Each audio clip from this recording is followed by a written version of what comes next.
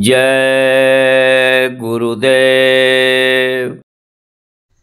अखिल विश्व ब्रह्मांड का भेद बताएं आप, पहुँचाएं सचखंड को जहाँ न कोई ताप।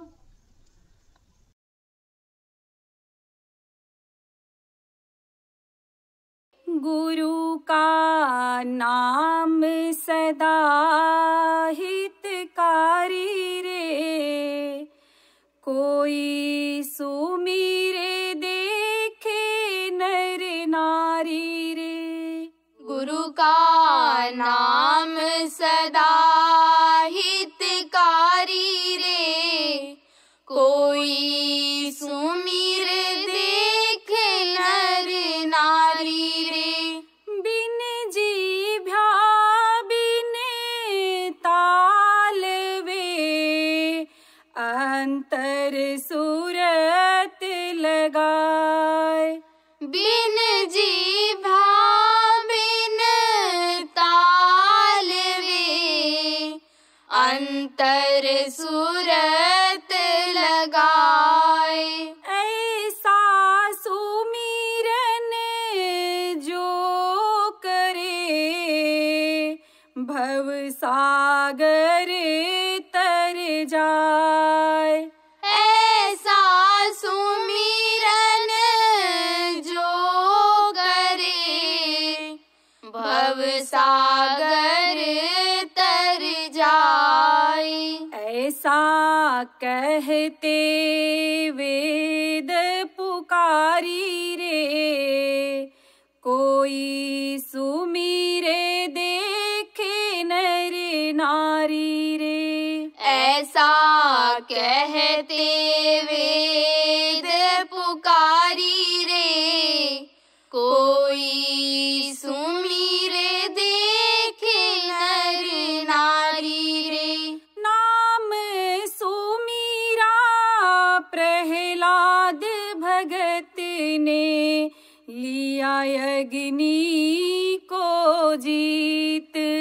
नाम सुमीरा प्रहलाद भगत ने, लिया अग्नि को जीत।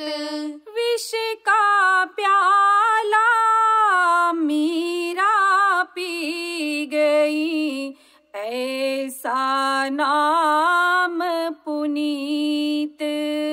विष का प्याला मीरा पी गई, ऐसा नाम पुनीत। गुरु नाम की महिमा भारी रे, कोई सुमिरे देखे नर नारी रे। गुरु नाम की महिमा भारी रे, कोई सुमिर देखे नर नारी रे। परम नाम सुमीरा हनुमंत ने, लंका दई जलाए। परम नाम सुमीरा हनुमंत ने, लंका दई जलाय। नाम प्रताप से रावण ने, अंगद का पद सका न हिलाए। नाम प्रताप से रावण ने, अंगद का पद सका न हिलाय। कर ले उसी नाम से यारी रे, कोई सुमिरे देख नारी रे। कर ले उसी नाम से यारी रे, कोई सुमिर देखे नर नारी रे। नाम प्रताप से ब्रह्मा जी ने जग की सृष्टि रचाई। नाम प्रताप से ब्रह्मा जी ने जग की सृष्टि रचाई। महामंत्र कहे उसी नाम को, शिव शंकर भी गाई। महामंत्र कहे उसी नाम को, शिव शंकर भी गाई। अपने मन में देख विचारी रे, कोई सुमिरे देखे नर नारी रे। अपने मन में देख विचारी रे, कोई सुमिरे देखे नर नारी रे।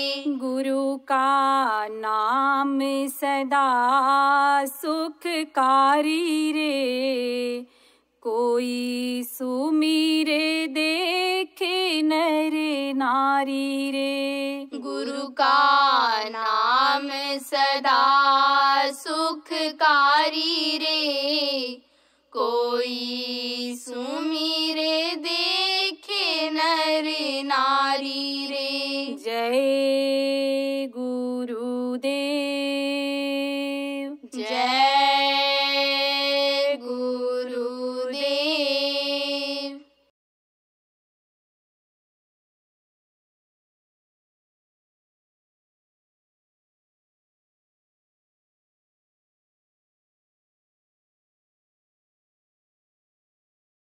समझो कि जो कुछ भी है सब अंदर में ही है। जिन्होंने देखा उन्होंने कहा ना, यही घट भीतर सात समुंदर, यही मलमल नहाओ, मनमोरा विदेशवा न जाओ, घर ही है क्या करी।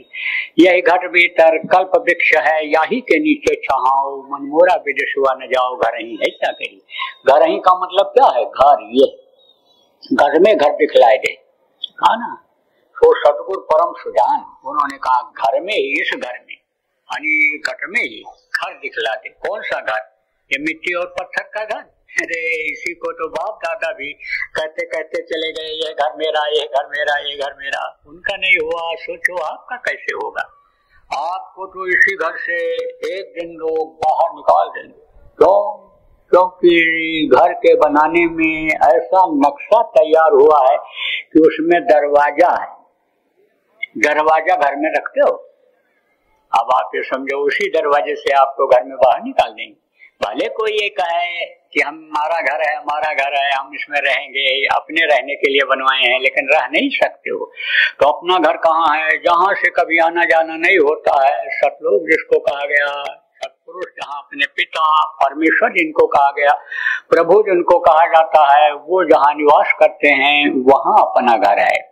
आप ये समझो, ये तो जैसे कोई यानी लड़की यानी समझो कि ससुराल में आ जाए अपने पिता के घर को छोड़ करके, उस तरह से आप आ गए हो। ये तो एक तरह से मुसाफिर खाना की तरह से, धर्मशाला सराय की तरह से है। जैसे रात को कोई आता है, रह जाता है और सुबह चला जाता है। सराय और धर्मशाला ये कोई कहे हमारा है, प्लेटफार्म को कोई कहे हमारा है। तो लड़का तो जो अबोध है, नहीं जानकार है, वो तो कह देता है ये तो हमारा घर है, हमारे घर जैसा है। लेकिन जानकार आदमी तो नहीं कह सकता।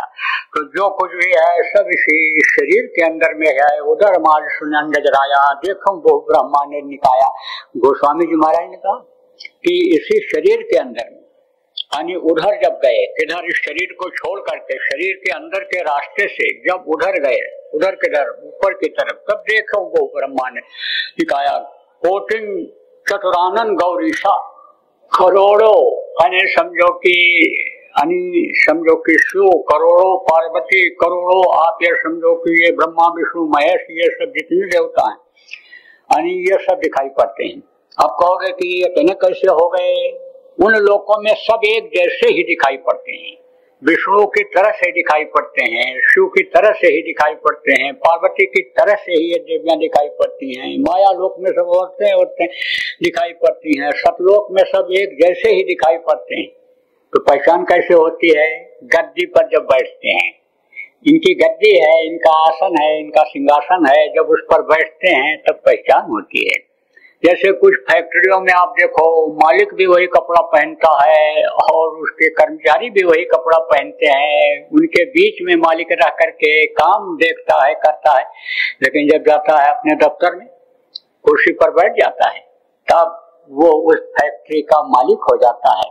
तो आपको प्रेमियों वो रास्ता बताया गया, समझो कि जिससे आपको कहीं भी जाने की जरूरत नहीं है। अमावस्या पूर्णिमा के दिन जो आप इधर उधर जाते थे, अब तो अमावस्या पूर्णिमा के दिन अच्छा मुहूर्त होता है, हर काम का अच्छा मुहूर्त होता है, हर समय का अच्छा मुहूर्त होता है। जैसे प्रातः काल का समय बहुत अच्छा होता है, स्वास्थ्य के लिए भी अच्छा होता है, इस धरती का मुंह अपने देश की तरफ होता है तो खिंचाव जल्दी होता है, तो साधन भजन के लिए भी प्रातः काल का समय अच्छा बताया जाता है। ऐसे ये दिन तिथि और ये नवरात्र और इनका सब अलग अलग अर्थ होता है, अलग अलग मतलब होता है। जब यानी कोई बताने वाला मिल जाता है, समझाने वाला मिल जाता है तो सब समझ में आ जाता है। देखो धार्मिक किताबें तो पढ़ते हो आप, मजाबी किताब जिसको कहते हो उसको पढ़ते तो हो लेकिन समझ नहीं पाते हो। कारण क्या है? जैसे कोई 16 दर्जा पढ़ करके किताब लिखा है तो 10 दर्जा पढ़ करके कोई उसको समझाने लगे, पढ़ाने लगे, क्या समझा पाएगा? इसलिए जब 16 दर्जा पढ़ा हुआ आएगा तभी उसको पढ़ा पाएगा। तो ये जो पुस्तकें हैं, संतों की बताई हुई बातें वाली पुस्तकें हैं, उनकी बातों को प्रेमियों ने लिख दिया है, उसको तो वही समझा सकता है जो संत गति को प्राप्त है। तो प्रेमियों किताब पढ़ने की भी जरूरत नहीं है। ये किताबें ये सब कहाँ की हैं? किताबें ये कैसे बनी? ये सब अक्षर से ही बनी। अक्षर किसको कहते हैं? जैसे आ, छोटा, बड़ा, छोटी, बड़ी, का, खा जैसे पढ़ते हो। अब इसी को जब जोड़ दिया जाता है तो बड़ा ओमा आम, का अबू, का रातर कबूतर, ऐसे ही खा प्या का मात्रा ना, प्या का मात्रा ना, खाना। तो ये क्या बन गया? ये शब्द बन गया। ऐसे ही अक्षर ये कहाँ से उतरे हैं? ये सब ऊपर से उतरे हैं। ये ऊपर के हैं ये अक्षर, ये चक्रों से ही यही चक्रों के भेदन में प्रकट हो जाते हैं। आप समझो चक्रों के भेदन की अब जरूरत भी नहीं है। सूरत यानी जैसे शब्द में समाएगी, जैसे शब्द को पकड़ेगी तैसे अक्षरों का ज्ञान हो जाएगा। किताबों में जो लिखा हुआ है उन चीजों का आपको ज्ञान हो जाएगा, जानकारी हो जाएगी। इसीलिए संतों ने इस बात को कहा कि पोथी पढ़ पढ़ जग हुआ, अब पंडित भयानक हुए, और ढाई आखर प्रेम से। आखर का मतलब उन्होंने अक्षर कहा, यही अक्षर आखर संत ने बताया था, और अक्षर उसका शुद्ध निकाल लिया लोगों ने। ढाई अक्षर प्रेम से पढ़ो का, प्रेम से प्रकट होए में जाना। प्रेम नहीं है तो कुछ नहीं है। आप ये समझो, रिश्तेदार आते हैं और स्वागत सत्कार करो, कोई मेहमान आता है, खाने को अच्छा न भी हो लेकिन स्वागत सत्कार हो, प्रेम जताओ, हार्दिक प्रेम, तो खुश हो जाता है। देखो ये गृहस्थ आश्रम जो है, ये गृहस्थ आश्रम बहुत अच्छा आश्रम है, इसी में सेवा करने का मौका मिलता है। इसीलिए पहले के समय में लोग अगर कोई मेहमान आ जाता था तो खुश हो जाते थे कि बगैर बुलाए मेहमान आ गए, मेहमान नहीं भगवान आ गए, अब हमको इनको खिलाने पिलाने रखने का, सेवा करने का मौका मिलेगा, और खुश हो जाती थी। लेकिन अब समझो कहती हैं टेंशन आ गया, टेंशन। कौन सी औरतें जो कहती है हमारे पास डिग्री है, डिप्लोमा है, हम पढ़ करके आई हैं, फटा पैंट पहनती हैं, वो जो चड्डी बनियान पहनती हैं, उनकी बात कर रहा हूँ। वो कहती हैं टेंशन आ गया, टेंशन। तो जब टेंशन आ गया तो टेंशन से ही भोजन बनता है, प्रेम से नहीं बनता है। प्रेम यानी समझो अगर रहता है तो भाव अच्छे रहते हैं, भाव से ही यानी भक्ति होती है। कोई किसी की सेवा करता है तो समझो भगत बन करके ही करता है। सेवक और भगत एक ही यानी समझ लो कि श्रेणी में आते हैं, एक सिक्के के समझ लो दो पहलू हैं।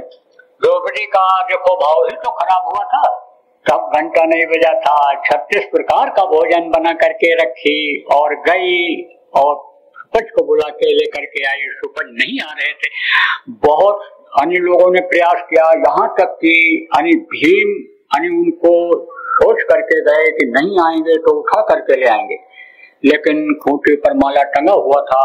उन्होंने सुपच ने, ऋषि ने, महात्मा ने कहा कि ले आओ जरा हमारा माला उतार कर ले आओ। भीम माला नहीं उतार पाए, अहंकार में चले आए। तब द्रौपदी को अकल आई, अपने पतियों से उन्होंने कहा आप कहो तो मैं जाऊं। गई, उन्होंने यही कहा जो सबसे पहले कहते थे कि जो 100 अश्वमेध यज्ञ का फल देगा उसके कहने पर मैं खाने के लिए जाऊंगा। तो सब लौट आऊं। तो द्रौपदी से भी यही कहा। तब द्रौपदी ने कहा संत दर्श को जाइए और तजो मोटा अभिमान, और जो जो पग आगे बढ़े कोटि यज्ञ समान। संत का दर्शन करने के लिए मैं आई हूँ। अब आप सोचो, अगर ये बात सत्य है और संतों की बात सत्य होती है, संत वचन पलटे नहीं पलट जाए ब्रह्मांड, तो ये कैसे असत्य हो जाएगा कि हमको एक एक कदम पर कोटि यज्ञ का फल नहीं मिला। और अगर फल मिला तो आप उसी में से ले लो जितनी इच्छा हो आपकी, उसी फल में से, और मेरे कहने पर आप चले चलो। तो लाई 36 प्रकार का भोजन जो बना के रख करके गई थी, उनको जब परोसा तो उन्होंने सबको एक में मिला लिया, एक में, और मिला करके और खाने लग गई। तो द्रौपदी ने कहा स्वाद नष्ट कर दिया। एक एक चीज का स्वाद लेते हो ना, रोटी खाते हो, फिर मिठाई खा लेते हो, फिर चटनी चाट लेते हो, फिर और चीजें कहते हो कि दादा अचार कई तरह का देना, इस तरह से स्वाद देते हैं। जबान को स्वाद मिलता है, हालांकि खाने के बाद तो पता नहीं रहता किसी को क्या खाए हैं, लेकिन स्वाद लेता है। तो उन्होंने क्या किया, सबको मिला दिया। क्योंकि जो संत होते हैं, महात्मा होते हैं, शरीर को चलाने के लिए टुकड़ा डाल देते हैं, नहीं तो ये पेट की कुतिया ये भूखने लगती है, ये करने नहीं देती है कुछ। जैसे कहते हैं ना पेट में चूहे कूद रहे हैं, तो चूहे जब कूदते हैं पेट में तब वो स्थिर नहीं होने देते। जैसे पजामा के अंदर चोरों के चुहिया डाल देते हैं ये दरोगा जी लोग, वो चुहिया इधर उधर घूमती है तो खड़ा भी नहीं रह सकता, दौड़ भी नहीं सकता और कुछ कर ही नहीं सकता, ऐसे होता है। तो वो क्या करते हैं, डाल देते हैं पेट में और शरीर को चलाते रहते हैं। असला निशाना तो उनका अमीय रस पीने का रहता है। तो जब भाव खराब हुए तो घंटा नहीं बजा। उसने कहा देखो स्वाद सब नष्ट कर दिया। छोटी जाति के थे, जात पात पूछे नहीं कोई, और का वजह सोहर का हो, तमाम ऐसे उदाहरण आप देखो। समझो जैसे सुपच थे छोटी जाति के, सरदार छोटी जाति के थे। छोटी जाति बड़ी जाति क्या होती है, जो अच्छा कर्म करे वो समझो श्रेष्ठ माना जाता था। ब्रह्म जाना सा ब्राह्मणा, ब्रह्म की जानकारी जो कर लेते थे ब्रह्म कहलाते थे। जो रक्षा करते थे, हिंसा हत्या नहीं करते थे उस समय पर, बधिक हो जाए क्षत्रियगण, बधिक नहीं बनते थे। ये तो कलयुग की परिभाषा है। दीमक चढ़ जाए ग्रंथों को, ब्राह्मण प्रतियां तोड़े, बधिक हो जाए क्षत्रियगण, सेवा से मुख मोड़े, सूखे नदियां धसे पर्वत विजय तब हमारी हुई। तो कलयुग की पहचान कलयुग ने खुद बताया। तो आप ये समझो कि सब अपने अपने कर्मों से अलग हो रहे हैं। वैसे किसको कहते हैं, समझो कि जो पालन करे, जैसे किसान क्या करते हैं, अन्न पैदा करते हैं और लोगों को खिलाते हैं। मेहनत ईमानदारी की कमाई अन्न की होती है। लेकिन जब से बिजनेस व्यापार और इन कामों में लग गए, अपना अपना काम लोग छोड़ करके दूसरे कामों में लग गए, तब से समझो कि कर्म से अलग हो गए। और कर्म से अलग हो गए, जब इच्छा अनंत हो गई, बहुत हो गई, तो शरीर से पाप बनने लग गया और पाप का भागीदार हो गए। तो समझो कि ये कर्मों के अनुसार ये बनाया गया था। आप अपने अपने कर्म से अलग हो गए। आप ये समझो कोई तिलक लगा लेने से, टीका लगा लेने से, जनेऊ पहन लेने से, चोटी रख लेने से तो खानदानी तो वो ब्राह्मण कहलाएगा, लेकिन ब्रह्म जाना सब ब्राह्मण नहीं माना जाएगा। देखो क्षत्रिय लोग पहले के समय में मूछें दबाते थे और आवाज लगाते थे। सैकड़ों आदमी ऐसे उनकी आवाज पर दौड़ पड़ते थे और हाथ जोड़े खड़े रहते थे, प्रणाम और सलाम करते थे। लेकिन पत्थर की मूर्ति को अब कहते हैं ये ठाकुर जी हैं, ठाकुर जी हैं। उसी तरह से ये दारू पी करके, मांस खा करके ढिमलाने लग जाएंगे तो क्षत्रिय कहलाएंगे, कर्म से अलग हो जाएंगे। समझो झूठ फरे और उसका अगर समझो कि भाषा अंदर में हो जाएगा, कर्म बन नहीं पाएगा, पालन हो नहीं पाएगा, तो समझो कर्मों से अलग हो गए। छोटी सेवा कौन करता है? पैर करता है। पैर छोटी सेवा करता है। कैसे? पैर अगर स्ट्राइक कर दे, हड़ताल कर दे, तो ये ब्राह्मण क्षत्रिय वैश्य सब अपनी जगह ऐसे बैठे रह जाएंगे। इसीलिए तो पैर ही पूजा जाता है, ब्राह्मणों का भी पैर ही पूजा जाता है। पैर को ही हाथ लगा करके सिर में लगाते हैं, क्योंकि सेवा से मुकरते हो सब। सेवा ही प्रमुख चीज है, सेवा से ही सब कुछ मिलता है। सेवा करना चाहिए। देखो, जिस भी क्षेत्र में रहो, सेवा से मुख मत मोड़ो। नौकरी करो तो नौकर को क्या कहते हैं? सर्वेंट। आपके घर का जो काम करता है उसको सर्वेंट कहते हो। आप जो सरकारी नौकरी करते हो आप भी सर्वेंट ही हो, नौकर ही हो।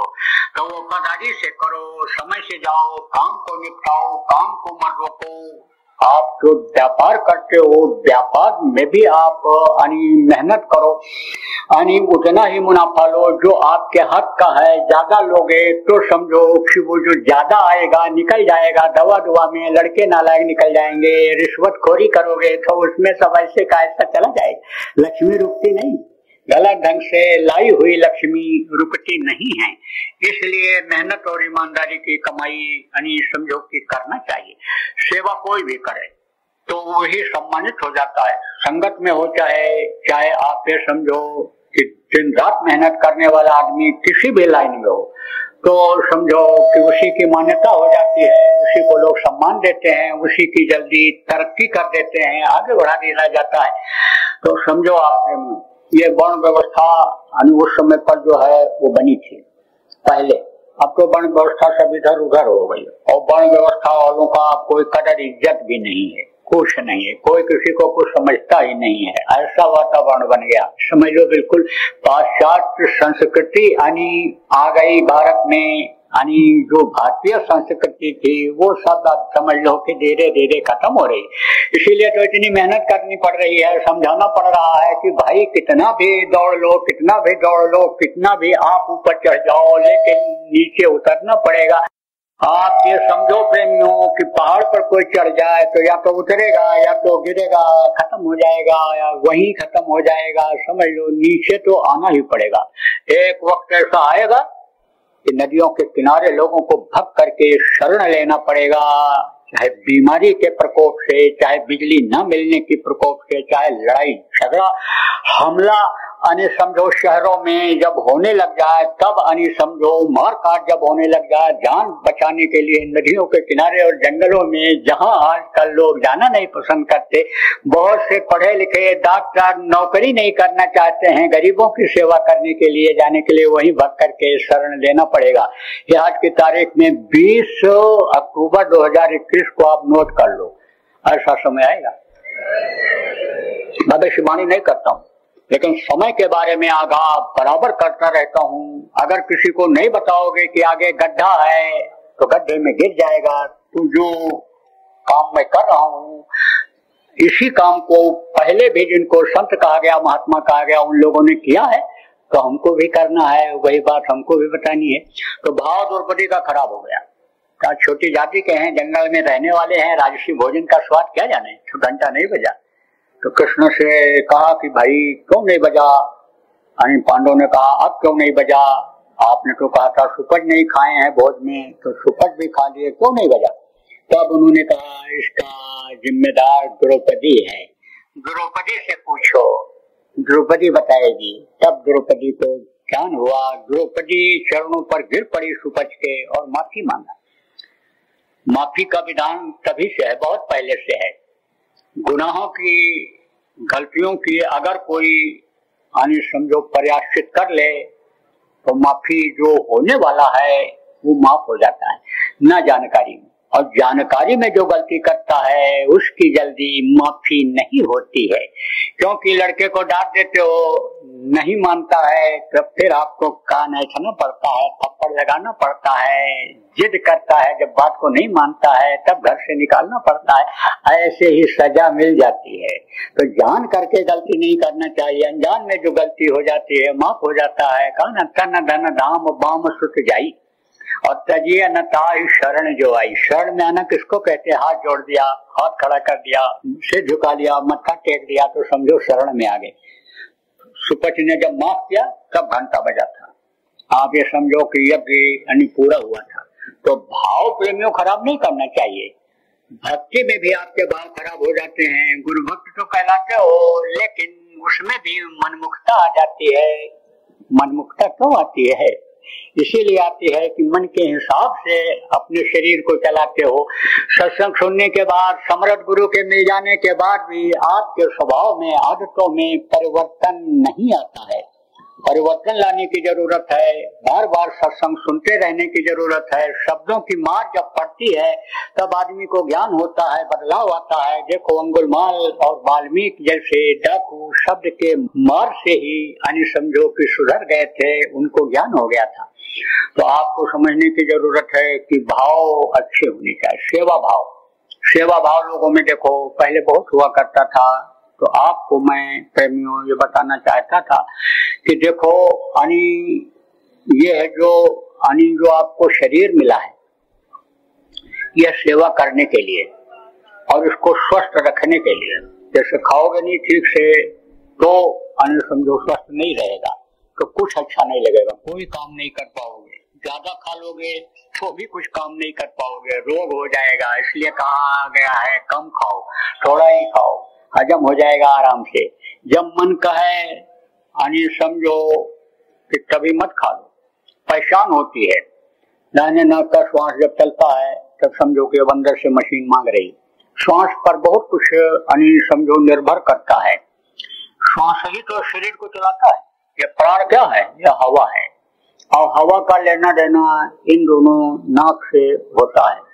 खींचते हैं फिर अंदर जाता है, और अंदर से एक जैसे ठंडा और गर्म हवा होती है, ठंडा और गर्म। एक तरफ से हवा लिया, ठंडी हवा अंदर जाती है, और दूसरी तरफ से अंदर की जो गर्मी है, हवा है, वो बाहर निकलती है, नाक से निकलती है। नाक बंद हो जाता है तो मुंह से निकलता है, और जब इधर का ये सिस्टम बिगड़ जाता है तो कहते हो गैस बन गई, तो नीचे के रास्ते से निकलता है, तो वो और ज्यादा बदबूदार होता है। ये जो हवा लेते हैं समझो, वो उसकी खुशबू अलग रहती है, और जो निकलती है नाक से या किसी भी रास्ते से निकलती है उसकी खुशबू अलग होती है। जैसे मुंह से भी देखो हवा निकलती है तो खुशबूदार निकलती है।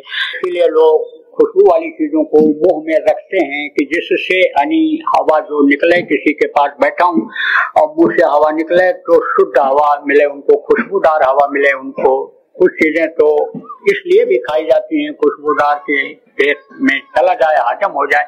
जैसे बहुत से लोग पान खाते हैं, केवल पान ही अगर खाया जाए तो पेट में पड़ी हुई चीज हजम होती है, भोजन हजम होता है। और उसमें अगर थोड़ा सा नारियल का टुकड़ा डाल दिया जाए तो समझ लो आप कि अगर चावल खा लिया है तो वो हजम हो जाता है। लेकिन सुपारी जो होती है ये नुकसान करती है, गलाते तो है ये, लेकिन भोजन के बाद अगर सुपारी थोड़ी सी खाई जाए तब तो भोजन ये पक जाएगा, गल जाएगा। देखो ये जब कुकर नहीं था तो मांसाहारी लोग पकाने के लिए उसमें सुपारी डालते थे, लेकिन अब जब सुपारी की 10-10 मिनट पर खाने की आदत बन गई तब तो वो उसका काम क्या है, गलाना, तो हड्डी को ही गला देता है। वो एकदम से बिल्कुल ज्यादा सुपारी खाने वाले की ताकत को ही खत्म कर देता है। तो ये जो श्वास है, ये श्वास जो है निकलते हैं और श्वास से ही ये शरीर चलता है। आप ये समझो प्रेमियों कि बायां श्वास जो है नाक का, ये इसमें शीतलता रहती है, इसमें चंद्रमा का समझो कि अंश रहता है, चंद्रमा शीतल होती है और इसको तो चंद्र श्वास कहते हैं। दाहिने तरफ से जो श्वास निकलता है अंदर से उसको कहते हैं सूर्य श्वास। जय गुरुदेव।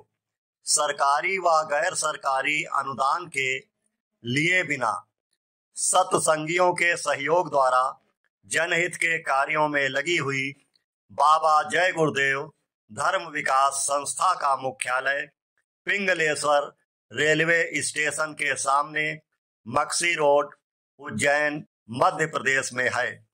यहाँ पर सत्संग व नामदान का कार्यक्रम होता रहता है। अतः आप श्रोताओं से अनुरोध है कि बाबा उमाकांत जी महाराज के आश्रम उज्जैन एक बार परिवार सहित जरूर पधारिएगा। जय गुरुदेव। आपके सुझाव के लिए व्हाट्सएप नंबर 9575600700। जय गुरुदेव। जय गुरुदेव।